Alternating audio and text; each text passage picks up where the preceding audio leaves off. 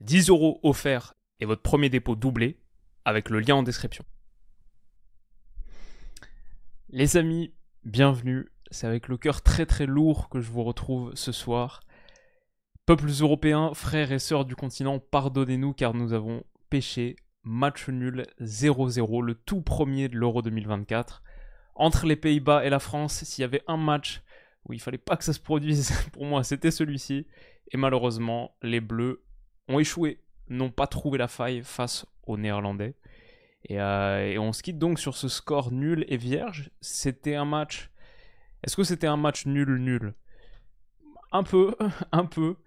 On a créé 2-3 trucs. On a eu quelques grosses occasions quand même. Celle-ci là, on va en reparler. On finit avec 15 tirs à 8, 63% de possession, 3 seulement cadrés sur les 15. Une très très belle partie d'N'Golo Kanté. Mais dans l'ensemble, une équipe de France un peu en mode no kicks, no party, quoi. Sans Kylian, effectivement, c'est difficile. Et j'ai vu passer une stat.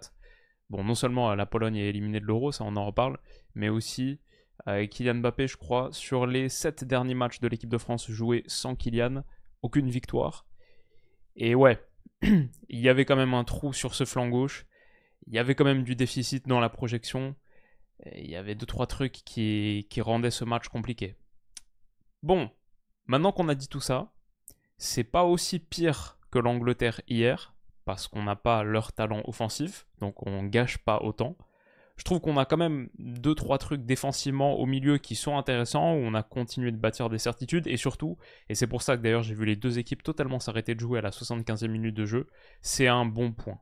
C'est un point qui nous convient bien. Si donc la Pologne, comme vous l'avez vu, est effectivement la première équipe éliminée de l'Euro 2024, ça veut dire que la France ne peut pas finir plus basse que 3ème, et plus basse que 3ème, enfin 3ème au pire avec 4 points dans cet Euro 2024, ça voudra dire une qualification. Les 4 meilleures 3ème passes, 4 3ème avec 4 points, ça veut dire qualifié. Donc on peut dire, après ce soir, l'équipe de France n'a toujours pas encaissé de but sur cet Euro et est allez, à 99,9% qualifiée pour les 8ème de finale. Donc, quand on voit les choses comme ça, c'est pas si terrible. Maintenant, pour être en phase avec nos objectifs qui sont d'aller gagner cette compétition, ouais, il y a des choses à améliorer, bien sûr. Alors, débriefons un petit peu tout ça. Si je suis ici ce soir-là, autour de minuit, 1h du matin, c'est vraiment par conscience professionnelle, parce que j'aurais été bien chaud d'aller me coucher tôt ce vendredi et de me réveiller à la rigueur demain un poil plus tôt pour le faire. Mais on est là, et on va parler de cette équipe de France sans Kylian Mbappé, qui avait finalement son masque. D'ailleurs, incroyable tout ce truc autour du masque, le premier qui lui est fait sur mesure, mais en fait tu peux pas jouer avec parce qu'il y a trop de motifs et pour l'UEFA il faut juste un masque purement noir. Personne s'était renseigné là-dessus. Donc il n'a pas joué la moindre minute. Ce qui nous a... Ouais, c'était un problème pour nous, mais bon, pour le coup, c'était un petit peu comme ce qu'on avait raconté dans la preview. Les Pays-Bas ont fait un changement aussi, plutôt par rapport à ce qu'on disait dans la preview, c'est-à-dire qu'au milieu de terrain, Schouten, Ferman et Reinders, ça n'avait pas super bien marché contre la Pologne. C'est Ferman qui en a fait les frais, qui est sorti, et c'est Frimpong qui l'a remplacé, mais du coup, Reinders, comme on imaginait, était reculé aux côtés de Verdi-Schouten et donc Xavi Simons aux côtés de Frimpong pour former la boîte de l'entrejeu. Côté français donc, le remplaçant de Kylian Mbappé, c'était Aurélien Tchouameni et Rabiot en tant qu'offensif gauche entre guillemets, mais en fait donc on perdait un attaquant et on restait sur cette idée d'avoir en gros 4 milieux plutôt que 3. Donc une équipe avec un profil plus défensif, un profil plus défensif. Et sur l'animation, je vois une équipe où on a régulièrement Tchouameni et Kanté bien bas. Effectivement, Rabiot un poil plus avancé, mais c'est pas très très intéressant, notamment sur le côté gauche, où Théo Hernandez, on l'a quasiment pas vu du match offensivement. Il était extrêmement isolé.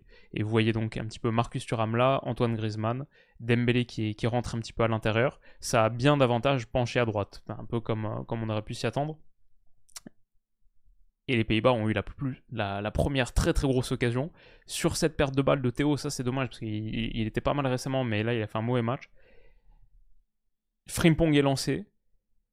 Il prend le dessus sur Théo et on a un peu de la chance que Frimpong prenne la course extérieure plutôt qu'essayer de passer devant Théo parce qu'il a l'avantage et là il peut plutôt casser sa course pour rentrer dans l'axe et à la rigueur provoquer un penalty plus carton rouge s'il y a contact et s'il se laisse tomber, mais il prend un petit peu il prend la mauvaise décision, va vers l'extérieur et Maignan la sort, mais c'est pas hyper dangereux par rapport à ce que ça aurait pu être. En tout cas, chaud d'alerte pour nous au bout d'une minute.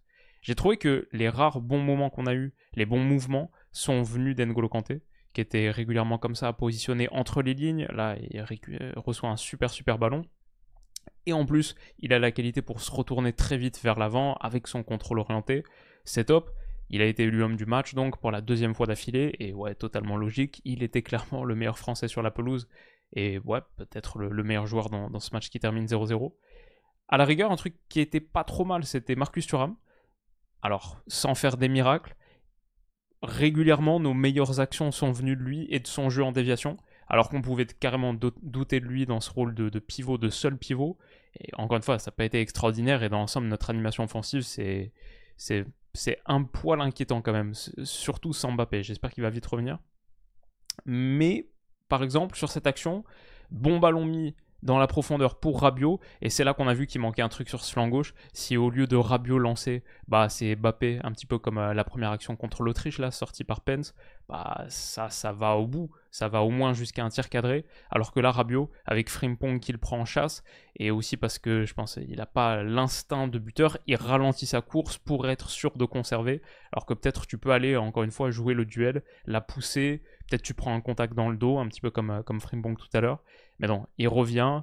Après, il y a Griezmann qui arrive en trailer, qui tente une frappe. Elle est sortie par Verbruggen. Et c'est un début de match qui s'emballe un peu avec des actions des deux côtés. Bon, on ne savait pas ce qui nous attendait à la fin.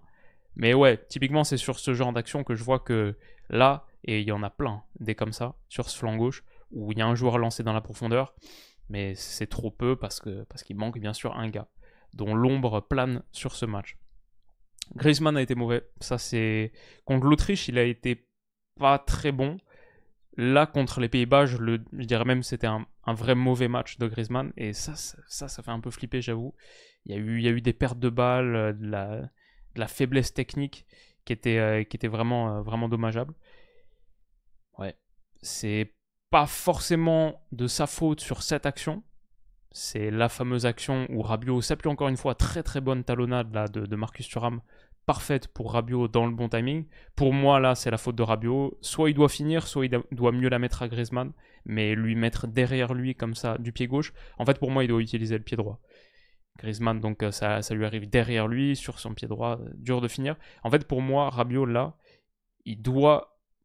Regardez, là on voit la fin de l'action où il lui met pied gauche, mais avec cette surface de pied gauche, on voit qu'il est devant Griezmann pourtant, donc il n'y a pas hors-jeu, Griezmann est très bien positionné, et il y a tellement d'espace ici pour la mettre, idéalement, je sais pas, genre ici, devant Griezmann, Verbruggen est loin, que c'est le pied droit qu'il faut mettre pour pouvoir utiliser l'intérieur du pied avec l'extérieur comme ça du pied gauche. Si tu utilises ton pied gauche dans cette situation, forcément la seule surface de pied qu'il y a, ça va mettre le ballon derrière. Enfin, c'est physique quoi, c'est à part utiliser le pointu, ou c'est très dur de faire prendre au ballon cette trajectoire avec ton pied gauche, alors que il a le temps là, en plus de Frey est loin, et il fait le pas d'ajustement en plus pour être sur son bon pied. Mais là, si il fait un grand pas, voilà, là il met son droit en mode pied d'appui pour pouvoir aller chercher le gauche. Mais si au lieu de mettre le droit en pied d'appui, il met le droit justement avec l'intérieur pour la mettre devant, dans la zone où il faut, Griezmann 1-0 et on n'en parle plus. Le match prend une autre tournure. Évidemment, c'est un gros tournant, et c'est pas, j'en veux pas tant que ça à Rabiot, mais sur cette action, c'est plus de sa faute que de Griezmann, genre 3 ou 4 fois plus. Après, Griezmann, peut-être un très bon Griezmann qui marche sur l'eau, est quand même capable de la mettre au fond. Ça, je dis pas, c'est pas impossible. Rabiot peut tirer aussi, rien n'empêche de tirer. Mais vu la situation, je pense quand même la passe est la bonne décision. Parce que t'as Griezmann là, si tu lui mets bien, c'est top, mais il faut utiliser le pied droit. Je pense que c'est ça la grosse erreur. Il faut mettre le pied droit là. Et c'est, encore une fois, j'en veux pas tant que ça à Rabiot. Chacun fait son maximum dans les situations où il est mis. Mais c'est là qu'on voit que avoir un milieu de terrain à la place d'un offensif, peut-être que ouais, ça te coûte. Il y a des moments où ça te coûte des buts parce qu'ils n'ont pas autant l'instinct et le sens du but, de les gestes à faire dans le dernier. C'est même pas le dernier tir là, c'est les 10 derniers mètres où le temps est précieux, l'espace est rare, le stress monte. C'est pas la bonne décision, c'est pas le bon choix d'utiliser le pied gauche là. Et ouais, voilà. Donc 0-0. Bon, défensivement, ça reste relativement solide. J'ai pas vu de gros signes d'alerte. J'ai trouvé dans l'ensemble que Koundé a fait un bon match. Saliba ou Upamecano plutôt aussi. Il y a eu les replis défensifs d'Ousmane Dembélé par exemple là, même si Gakpo a été pas mal. Hein. Franchement, Gakpo, il y a eu des actions intéressantes et dans l'ensemble, il était plutôt en jambes. Je pense un petit peu comme contre la Pologne hein, d'ailleurs, où il avait été élu homme du match avec 5 dribbles, 5 sur 5 tentés, un but. Gakpo fait un bon début de tournoi, peut-être un joueur à surveiller si les Pays-Bas vont un peu plus loin encore. Et là, sa frappe est bien sortie par Maignan. Maignan aussi, je l'ai trouvé impec dans les buts. Encore un clean sheet donc, une stat très peu utile pour les gardiens, mais dans les 2 matchs, il a eu du boulot. Et ce qu'il a eu à faire, il l'a bien fait. Surtout là, hein, contre l'Autriche, il n'a pas eu énormément de travail, mais bien fait ce qu'il a eu à faire, et le jeu au pied était pas mal contre l'Autriche aussi. Là, quelques parades est bien sorti. Donc ça, j'étais content. Et après, sinon, ouais, avec Kanté au milieu, on a vraiment trouvé quelque chose de bien, qui marche, et sans ballon, mais aussi avec, où il est régulièrement bien impliqué dans nos mouvements. Là, Rabiot pour Kanté, déviation, Griezmann qui lui remet. C'est pas super bien mis, c'est un petit peu trop dans les pieds plutôt que devant, où je pense qu'il y aurait eu encore un petit peu plus de jeu. Mais ouais, Kanté, Rabiot, pas mal. Dommage que derrière, il n'y ait pas vraiment de relais, de profondeur claire. Notre animation offensive est encore un petit peu trop pauvre. Et il faut trouver quelque chose. Par contre, défensivement, voilà, je vois un petit peu comme Cucurella hier contre l'Italie, sur ces ballons longs de renversement côté opposé, on voit la fermeture de Jules Koundé, c'est top. Il a été très solide, très correct, pas grand chose à se reprocher. Et alors que côté néerlandais, Tijani Reinders a fait un bon match aussi, avec de bonnes incursions. Bah, Rabiot revient bien, là, gros tacle. Et il y avait une vraie bataille dans cette zone, et je trouve que dans l'ensemble, face à Reinders, face à Xavi Simons, qu'on n'a pas trop vu, à part son but refusé, et on va y revenir, cette action. Bah, dans l'ensemble, je trouve qu'on s'en est bien sorti. On a peu vu Schouten, il est sorti assez rapidement aussi, parce qu'il n'a pas été extraordinaire. Wijnaldum sur son entrée, pas grand-chose. Donc je trouve que ouais, dans l'entrejeu, on n'a pas grand-chose à se reprocher. Notre ligne de 4 plutôt étanche. C'est juste dans l'utilisation du ballon, ensuite, une fois arrivé dans la moitié adverse, difficile.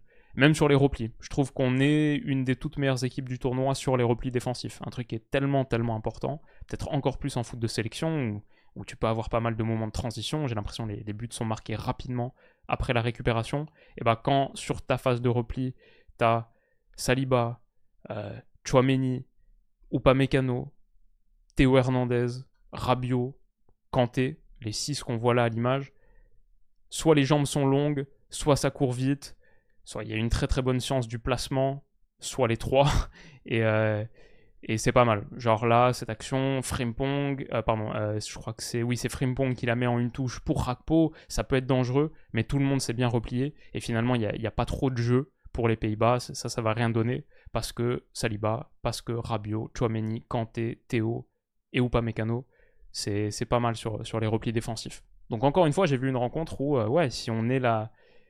Est-ce qu'on est la seule équipe du tournoi à pas avoir encaissé de but pour l'instant? Non, forcément, il y a l'Espagne aussi. Et... Bah, on va regarder ça tout de suite. Hop. Jetons un coup d'œil au groupe. But contre l'Espagne, donc. La France. La Roumanie, bien sûr, qui joue demain, mais qui a un match en moins, donc. Et c'est tout. Donc, bon, sauf si les Roumains prennent pas de but contre la Belgique, les 2 seules formations qui n'ont pas encaissé de but pour l'instant, c'est France et Espagne. L'Espagne a joué la Croatie et l'Italie, et nous on a joué l'Autriche qui vient d'en passer 3 à la Pologne, qui est une bonne équipe, et les Pays-Bas, qui sont une bonne équipe aussi. Donc ouais, soyons, si on veut être optimiste, c'est sans doute vers là qu'on devrait regarder. Et j'ai vu toutes les raisons de penser sur ces 2 rencontres, sur ces 2 fois 90 minutes, que défensivement, ouais, on a des qualités. J'ai pas dit aussi, j'ai même pas mis la vignette, mais le conducteur. Mais aujourd'hui, on fait que France-Pays-Bas. Demain, on se rattrapera sur les rencontres d'aujourd'hui, le Autriche-Pologne et le Slovaquie-Ukraine, qui était intéressant. Hein. Franchement, les 2 très intéressants, mais on en parle demain. Ok, Le truc qui m'a gêné aussi dans ce match, j'ai commencé à en parler, mais Griezmann, techniquement, pourquoi? C'est dommage que ça coince. On a vraiment besoin de lui sur ce tournoi. Et j'ai vu des actions comme ici par exemple, donc récupération de Saliba. Le ballon arrive sur Griezmann, franchement c'est dangereux cette action. C'est dangereux parce que tu as tout de suite 4 Néerlandais qui sont sortis de l'action. Griezmann, on connaît sa qualité pour ensuite, une fois que tu arrives dans le dernier tiers, faire le bon choix, la bonne passe, le bon angle. Et on a par exemple Dembélé qui se met à courir vers le but. Ça peut être dangereux, mais le contrôle est pas bon. C'est vraiment dommage. Le contrôle est pas bon, ça lui reste un petit peu dans les pieds et l'action meurt là-dessus. Et on voit d'ailleurs Dembélé frustré qui demande pourquoi est-ce qu'on a joué aussi lentement cette transition. C'est sur des petits trucs comme ça. C'est pas un gros truc, c'est un détail, mais c'est un petit truc où je vois que Griezmann n'est pas en forme. Et c'est dommage. On en aurait bien besoin. Koundé, top. Ce ballon pour Thuram, top. En vrai, ça c'est une belle occasion qu'on crée, qu'on génère à partir de pas grand-chose. Donc comme quoi, notre animation offensive n'est pas extraordinaire. Mais bon, là, c'est encore une belle situation qu'on a. Et si Thuram la cadre, parce que le ballon, il est parfait de Koundé. Magnifique, magnifique passe qui enroule le bloc. Et De Vrij était à la faute. Thuram partit parfaitement dans le bon timing. Donc ouais, on a 2-3 bons trucs. Le problème, c'est regarder le flanc gauche. Théo Hernandez totalement isolé. Avec Rabiot à l'intérieur comme ça. Et c'est une situation différente que Foden, Trippier avec l'Angleterre. Mais voilà, sans Kylian Mbappé, ce flanc gauche, il était un petit peu... c'était un peu le Sahara, quoi. C'est dommage, parce qu'avoir une équipe équilibrée, c'est toujours mieux, et parce que Théo Hernandez-Mbappé, c'est une des armes ultimes de la compétition. Quand ça marche, il n'y a pas beaucoup de meilleures combinaisons que tu peux avoir. Donc dommage de l'avoir très très peu vu.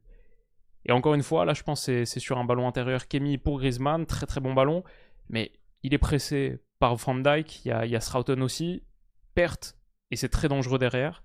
Ça c'est très peu caractéristique de Griezmann, je le vois quasiment jamais faire ça. Normalement il soigne chaque ballon qu'il reçoit, tu t'envoies un ballon à Grisou, tu sais qu'il va être... ouais, ça va être très très propre et juste. Mais là, on commence à avoir un petit peu... Le ballon est un petit peu chaud dans ses jambes. Et c'est dommage. Qu'est-ce que j'ai sur cette action? Une transition offensive néerlandaise parce que on prend pas trop soin du ballon. Sur une séquence de 2 minutes, là, j'ai même pas mis une perte de balle de Dembélé aussi, qui a alterné le bon et le pas très bon. Difficile à juger, je trouve, les matchs de Dembélé. De la provocation, des dribbles passés. Le dernier choix, c'est toujours compliqué. Et puis, il y a des pertes bêtes.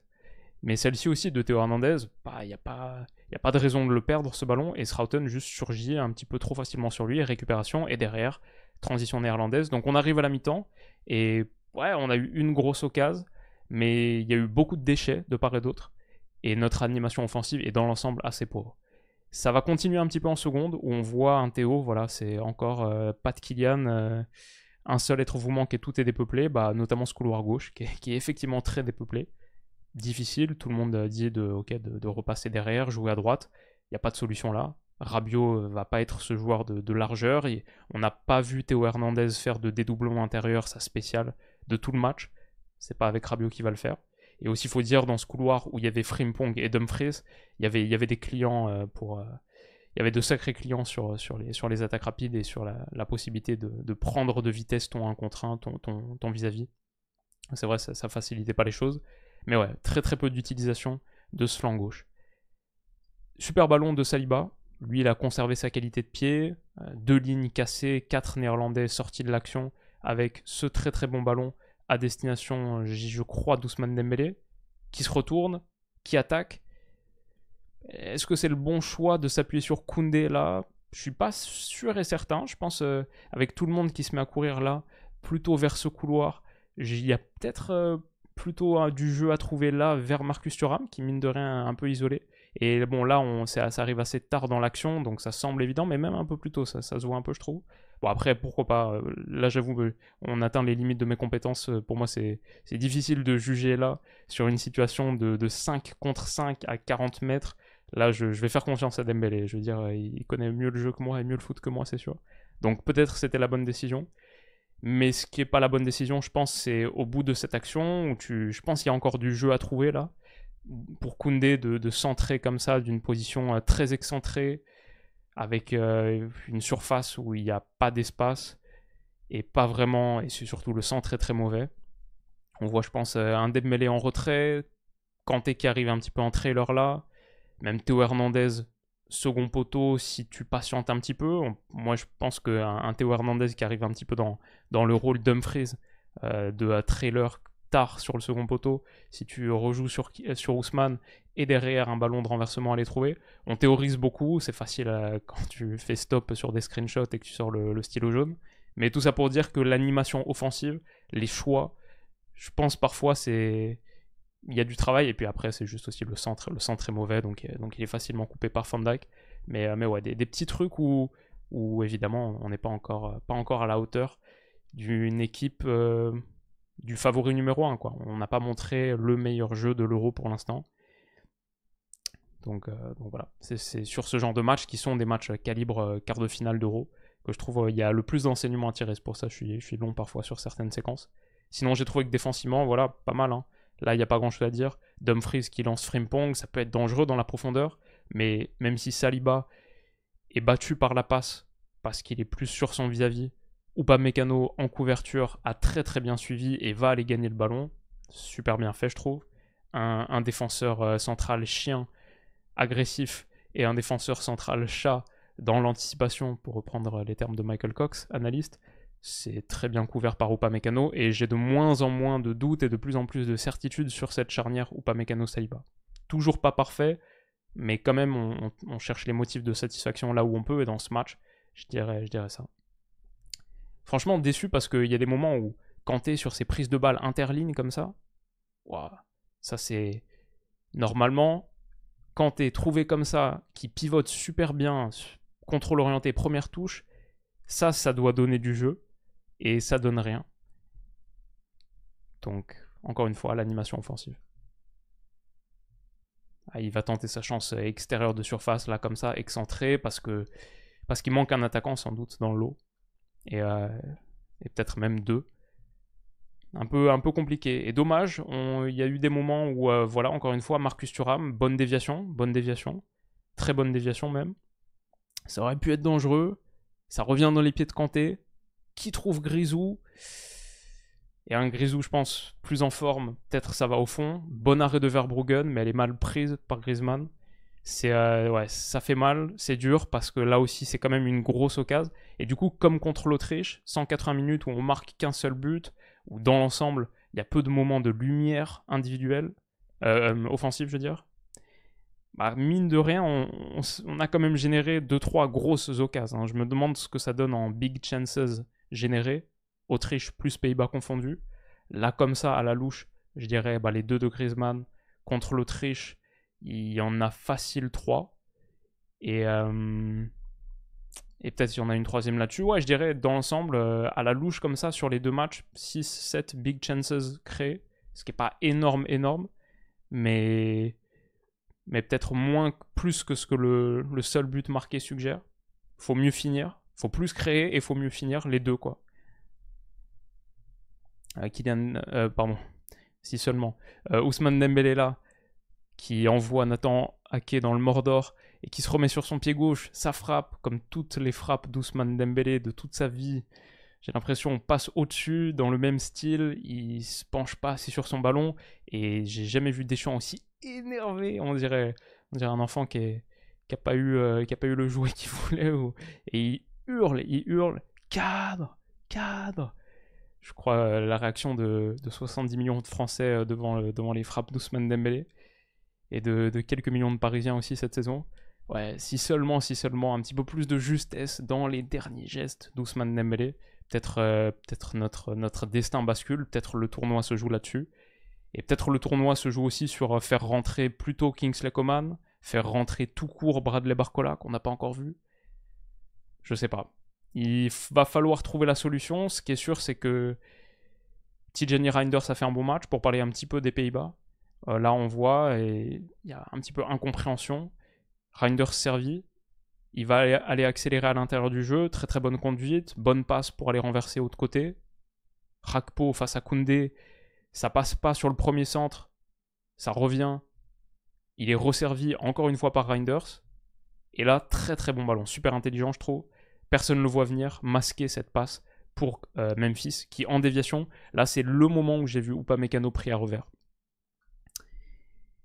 Ouais, et il faut une bonne parade de Maignan. Ça revient dans les pieds de Simmons, 1-0, et là j'ai eu très très peur. Là j'ai eu très très peur, parce que là une défaite ça change beaucoup beaucoup de choses. Finir premier pour nous c'est très très important, si on veut pas basculer dans la partie de tableau de l'Allemagne et de l'Espagne. Même si on avait perdu, évidemment, on serait pas à ce 99,9% de qualification. Donc j'ai eu très très peur là. Heureusement, hors-jeu signalé. Oui, c'est vrai, Dumfries est dans une position de hors-jeu. Non, je pense pas qu'il gêne Maignan sur l'action. Je pense qu'il l'aurait jamais sorti, même s'il y a pas de, même si t'enlèves Dumfries ici, je pense pas que Maignan la sorte. Mais cette saison, on a vu des buts annulés pour moins que ça. En Ligue des Champions, il me semble Real Madrid-Leipzig, Lunin. Donc c'est normal qu'il soit refusé, même si je suis néerlandais, je suis dégoûté que les règles soient ainsi et qu'elles soient appliquées de cette manière. C'est pas un scandale arbitral que ce soit sifflé. C'est cohérent par rapport à tout ce qu'on voit depuis quelques temps maintenant. Donc Maignan d'ailleurs signale immédiatement, et Dumfries immédiatement aussi, il a une réaction qui trahit un petit peu quelque chose, c'est qu'il célèbre pas le but, et il fait mine de... d'ailleurs je crois on le voit aussi sur cette... voilà, sa réaction un petit peu comme ça, en mode non, non, rien, un peu comme quand tu sais que t'es coupable. Voilà, ils savent que maintenant ça se siffle, ça donne hors-jeu, et c'est pas pour dire autant que c'est justifié, que c'est juste, moralement, entre guillemets. Parce que, comme on a dit, pour moi, ça c'est. Maignan a aucune chance de la sortir. Mais je comprends que légalement, c'est ça la règle, c'est comme ça qu'elle est appliquée. Il y a pas mal de joueurs qui le savent. Et ouais, donc but refusé pour Xavi Simons. À un quart d'heure de la fin, on fait entrer Kingsley Coman et Olivier Giroud à la place de Dembélé et Thuram. Mais aussi à un quart d'heure de la fin, les deux équipes ont décidé grosso modo que le nul leur convenait. Donc on n'a pas vu grand chose.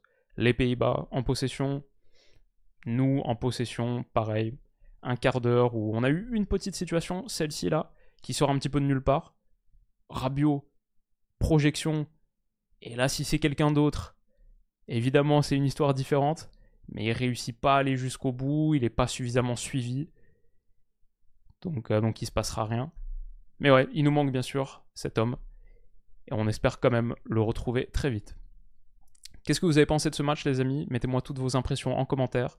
Moi, je vais aller dormir. Le rythme de l'Euro, là, extrêmement intense, commence à se faire ressentir. Donc, une bonne nuit.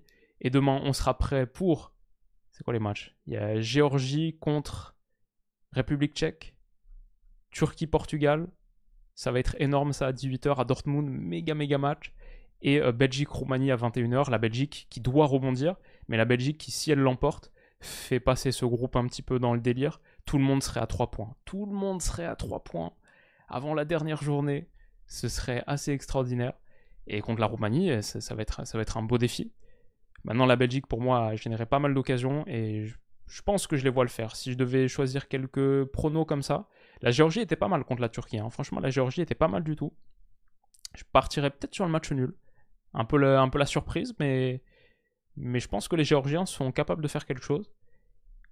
Portugal-Turquie, entre la Turquie très séduisante et le Portugal et son armada, mais par contre collectivement c'est assez pauvre, un petit peu dans la veine d'Angleterre et un poil France, les gros qui déçoivent. C'est dur de partir contre le Portugal, mais je dirais quand même gardons un œil sur ce match. À Dortmund, gardons un œil sur ce match et sur le petit Ferdi Kadioglu. Et enfin, donc je vais dire quand même Portugal, mais j'ai presque à contre-cœur. Sur ce match, je vais dire une folie, allez, 2 partout. Là, je vais dire 2-1 pour le Portugal. Et Belgique-Roumanie, je pense que la Belgique le fait. Alors la Roumanie était hyper impressionnante contre l'Ukraine, c'était un match génial. Mais la Belgique, franchement, contre la Slovaquie, est très mal payée par rapport à son énorme volume d'occasions créées. Je pense que là, la Belgique se reprend, elle doit le faire de toute manière, elle n'a pas le choix. Et je vais dire 3-1 pour nos amis Diable Rouge. Qu'est-ce que vous en pensez, les potes? Sur quoi est-ce que vous partez? J'espère que vous avez passé un bon moment devant cette vidéo. J'ai vu que j'avais oublié de mettre la musique, donc peut-être que c'était un petit peu sec. J'espère pas. J'espère que vous allez passer un très très très, très bon week-end. Et on se retrouve demain, bien sûr. Prenez soin de vous. Bisous.